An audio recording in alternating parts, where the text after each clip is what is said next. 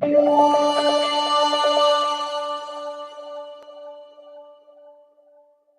yeah, my story probably isn't. It's a bit drastic, but I mean, it's still a story, and I still thank God for it regardless. Um, as a kid, my parents actually died when I was 6. My mother died when I was 6. My father, no, my father died first. My father died when I was 6. My mother died 3 years later. Both died from HIV complications, and yeah, that kind of shaped who I am today. It kind of a bit scarred me a little bit, but I thank God for it still because of what I went through. It actually molded the person who I am today. Because, you know, life, I've heard this quote that life never happens to you, life happens for you. So, in that happening, you know, life was hard for me and my siblings. I actually have 2 other siblings, and that kind of knitted us all together. But life was never really easy. It kind of bounced around from home to home a lot, from my aunt, sister, brother, cousin, like anywhere who was any family member who didn't accept us at the time really took us on. So, you know, it was different, but it was life. Enough days I remember me and my siblings, we barely had anything to eat during the day. Like Sundays we used to go to school, we don't have any lunch money. We were basically on the lunch program for the entire period of me being in high school, from primary school to high school, moving on. And it was something. Like at one point I actually thought me and my siblings were actually gonna end up on the Ralphie home, right? And we eventually never went. But recently I went to speak at the home, and I shared my story as well with the kids, and I told them how I was on the lunch program. And they're like, lunch program? Like, what lunch program? I was like, y'all don't know what that? Y'all don't know what a lunch program is? Like, oh God, like my life was that bad? Tell y'all don't even know about it. But you know, it was something like, and not sometimes electricity used to be off, water used to be off, being down, like it was crazy. But one thing that really grabbed me is that me and my siblings, we were always close. So that really, you know, that really shaped us, like to always be there for each other no matter what. So, you know, but in me growing up in that, I always knew that I always could be more and become more than what my life was at the time. Like, even though what you're going through right now, some persons, even, you know, some teenagers, they tend to get stuck in that sense of, go, this is what I have going on, this is my life, and this is how it's always going to be, it's never going to get better. Like, and we really have to learn like how to escape that bubble of thinking like, okay, this is it for me. But at one point I remember when I had a pivotal shift when I realized, okay, I refuse to allow my life to actually go out this way.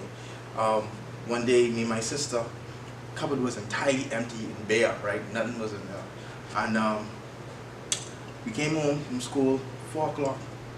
4 o'clock we got home. We went in the kitchen, she looked at me and said, Andrew, are you hungry? I was like, are you hungry too? Right? She's like, I said, you ain't in the cupboard but noodles? She's like, yeah, only noodles. She's like, okay, yeah, only noodles there. I said, what you would do? But at the time, I told her, well, gas off. So how you warm the noodles? How you eat the noodles? She was like, bruh. I was like, bruh. And I was always the ego one. I was always the one to step out in faith and do stuff. So I just went, I grabbed the bowl, went to the kitchen sink at the time, because water, like I said, you know, water, whatever. I went to the kitchen sink, used the water from the sink, put it in the bowl, and from there, we got the noodles, put it in the bowl, and we warmed it up. And that was it. I let it soak for about 15 to 30 minutes. And after that, we just ate it. That was it. And I remember doing that. I remember us doing that for like day after day, sometimes even within the week.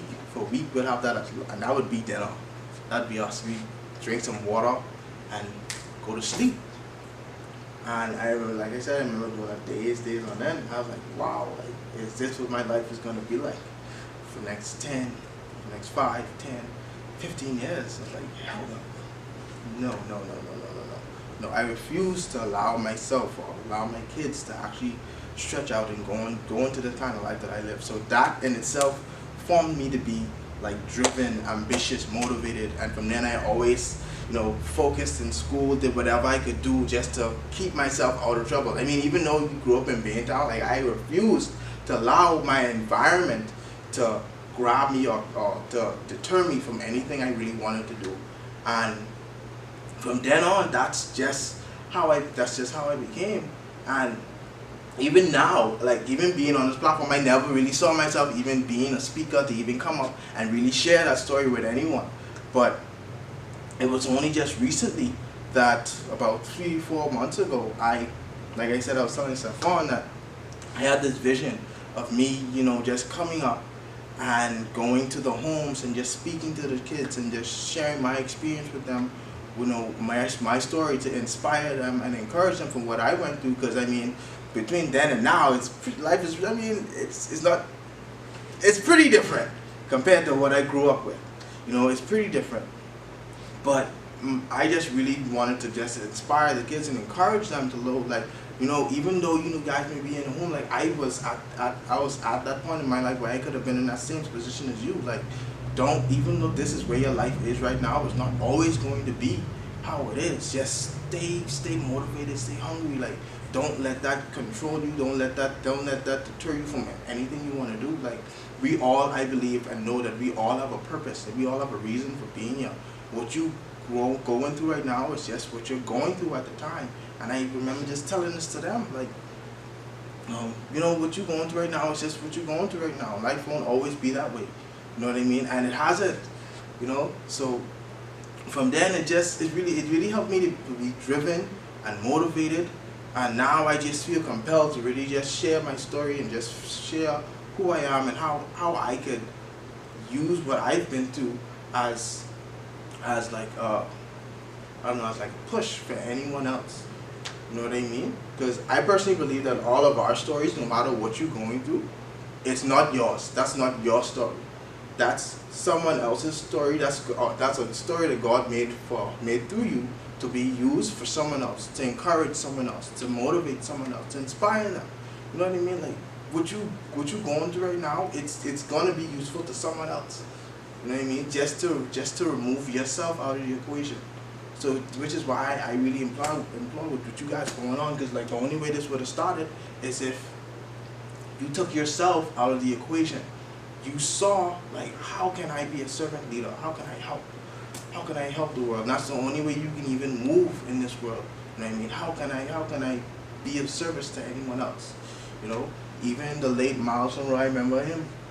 He left a powerful quote. I love to read different quotes and whatnot. He left a powerful quote, and it was that we all believe like the richest area may be, you know, Dubai or the diamond mines, or you know, maybe the oil rigs or whatever they dig oil from, but it's really in the cemetery. You know what I mean? Like that's really where the richest part of the world is, because there you'll find dreams never realized, passions never pursued, like visions never sought out, books never written, like songs never sung, and like,